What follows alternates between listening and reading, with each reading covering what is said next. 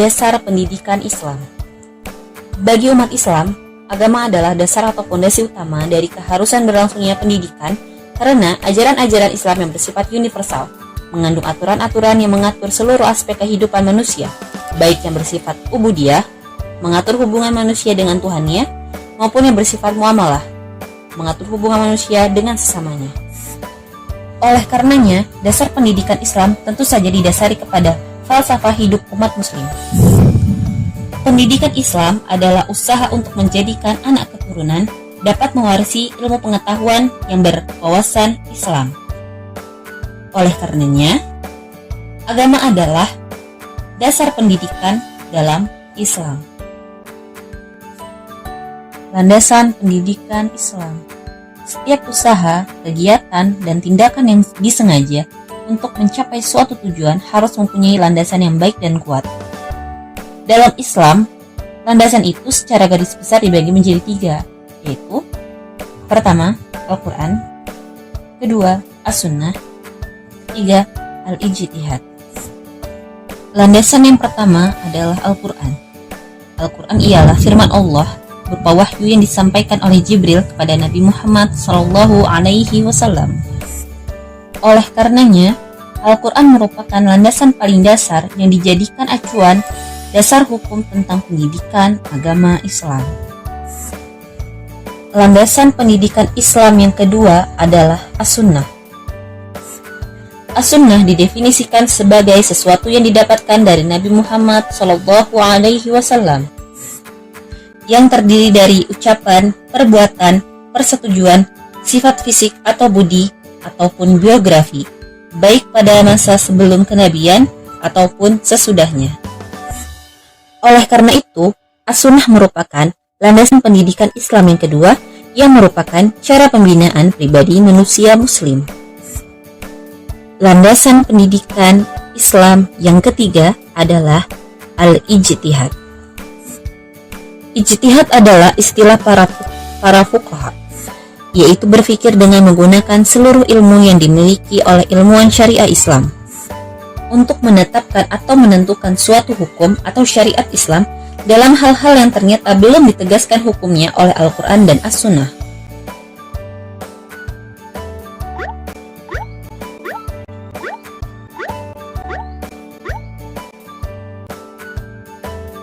Pengertian kurikulum pendidikan. Kurikulum pendidikan Islam yang berarti rancangan pendidikan dan pembelajaran pendidikan Islam yang diberikan kepada peserta didik agar dapat menjadi pribadi yang beriman, bertakwa, dan memiliki keterampilan dalam hidup yang bersumber dari Al-Quran dan As-Sunnah. Kurikulum dapat dipandang sebagai suatu program yang direncanakan dan dilaksanakan untuk mencapai sejumlah tujuan pendidikan tertentu.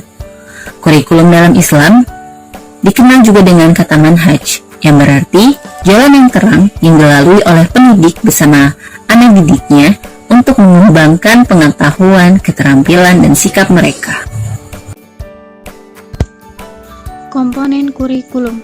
Kurikulum memiliki 5 komponen utama, yaitu yang pertama, tujuan, yaitu yang ingin dicapai dari setiap jenis maupun jenjang sekolah, meningkatkan kecerdasan, pengetahuan, kepribadian, akhlak, dan lain sebagainya. Yang kedua, isi kurikulum, yaitu menyangkut semua aspek baik yang berhubungan dengan pengetahuan atau materi pembelajaran. Yang ketiga, media atau strategi. Media dapat diartikan sebagai alat komunikasi yang digunakan untuk membawa informasi dari satu sumber kepada penerima. Media juga dimaknai sebagai alat komunikasi yang digunakan dalam proses pembelajaran untuk membawa informasi berupa materi dari pengajar ke peserta didik. Yang keempat, proses pembelajaran. Proses pembelajaran adalah proses yang di dalamnya terdapat kegiatan interaksi antara guru dan siswa. Juga berkomunikasi timbal balik yang berlangsung untuk mencapai tujuan belajar. Dalam proses pembelajaran, guru dan siswa merupakan 2 komponen yang tidak bisa dipisahkan. Yang kelima, evaluasi. Evaluasi merupakan komponen terakhir dalam sistem proses pembelajaran. Evaluasi bukan saja berfungsi untuk melihat keberhasilan siswa dalam proses pembelajaran, tetapi juga berfungsi sebagai umpan balik bagi guru atas kinerjanya dalam pengelolaan pembelajaran. Kerangka dasar kurikulum pendidikan Islam.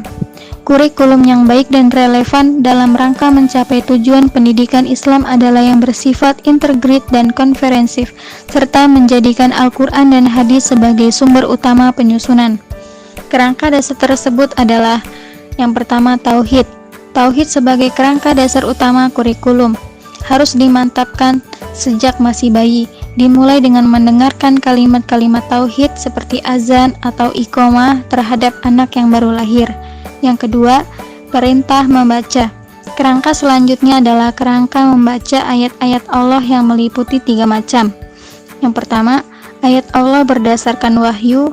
Yang kedua, ayat Allah yang ada pada diri manusia. Yang ketiga, ayat Allah terdapat di alam semesta di luar manusia. Dasar kurikulum pendidikan Islam. Dasar dalam penyusunan kurikulum pendidikan Islam adalah: yang pertama, dasar agama. Dalam arti segala sistem yang ada dalam masyarakat termasuk pendidikan harus berdasarkan falsafah. Kedua, dasar falsafah. Dasar ini merupakan pedoman bagi tujuan pendidikan Islam secara filosofi. Yang ketiga, dasar psikologis. Dasar ini memberikan landasan dalam perumusan kurikulum yang sejalan dengan ciri-ciri perkembangan psikis peserta didik. Yang keempat, dasar sosial. Dasar ini memberikan gambaran bagi kurikulum pendidikan Islam yang tercermin pada dasar sosial yang mengandung ciri-ciri masyarakat Islam dan kebudayaan. Kelima, dasar organisasi.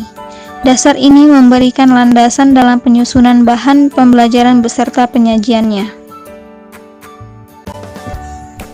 Prinsip-prinsip penyusunan kurikulum. Yang pertama adalah berasaskan Islam termasuk ajaran dan nilai-nilainya. Setiap yang berkaitan dengan kurikulum, tujuan, kandungan, metode mengajar, cara-cara perlakuan, dan hubungan-hubungan yang berlaku dalam lembaga pendidikan harus berdasarkan pada agama dan akhlak Islami. Kedua, integritas, yaitu adalah kurikulum tersebut dapat menghasilkan manusia seutuhnya, manusia yang mampu mengintegrasikan antara zikir dan fikiran, serta manusia yang dapat menyelaraskan kehidupan dunia dan kehidupan akhirat. Ketiga, relevansi. Adanya kesesuaian pendidikan dengan lingkungan hidup peserta didik, relevan dengan kehidupan masa sekarang dan akan datang. Yang keempat, fleksibilitas, yaitu terdapat ruang gerak yang memberikan sedikit kebebasan dalam bertindak, baik yang berorientasi pada pemilihan program pendidikan maupun pengembangan program pengajaran. Orientasi kurikulum. Yang pertama adalah orientasi pelestarian nilai-nilai. Pelestarian nilai yang dimaksud adalah pelestarian nilai-nilai yang didasarkan pada Islam. Nilai-nilai ini adalah nilai ilahiyah atau transendental dan nilai insaniyah. Hal ini sesuai dengan tanggung jawab manusia di muka bumi sebagai Abdullah atau hamba Allah dan khalifah atau pemimpin. Yang kedua, orientasi pada kebutuhan sosial. Orientasi yang kedua ini memberi implikasi pada pemberian kontribusi positif pendidikan pada kehidupan sosial bermasyarakat. Untuk mewujudkan hal ini, harus dirumuskan pola pengaturan kehidupan sosial yang dapat dijadikan pedoman bagi pendidikan Islam. Yang ketiga, orientasi pada tenaga kerja. Manusia hidup di dunia memerlukan kebutuhan-kebutuhan lahiriah seperti pangan, sandang, dan papan. Selanjutnya, orientasi pada peserta didik. Implikasi dari orientasi ini adalah pada keberhasilan peserta didik yang akan menjadi output dari sebuah sistem pendidikan. Dan yang terakhir, orientasi yang kelima, yaitu adalah orientasi pada masa depan perkembangan ilmu pengetahuan dan teknologi. Kemajuan ilmu pengetahuan merupakan keniscayaan dari kemajuan peradaban, dan dalam agama Islam pun dianjurkan untuk senantiasa menuntut ilmu dan melakukan inovasi untuk kemajuan. Allah Subhanahu wa Ta'ala menjanjikan derajat yang tinggi bagi orang yang beriman dan memiliki ilmu pengetahuan. Organisasi kurikulum. Organisasi kurikulum adalah struktur program kurikulum yang berupa kerangka umum program-program pengajaran yang disampaikan kepada peserta didik yang berguna untuk mencapai tujuan dari pembelajaran yang telah ditetapkan, sehingga hal ini dapat mempermudah siswa guna tercapainya tujuan dari pembelajaran yang telah ditetapkan di dalam proses pembelajaran.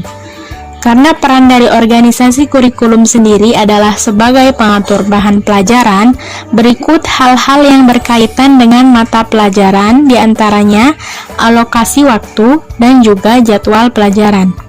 Organisasi kurikulum adalah asas paling urgen karena erat sekali hubungannya dengan tujuan pembelajaran.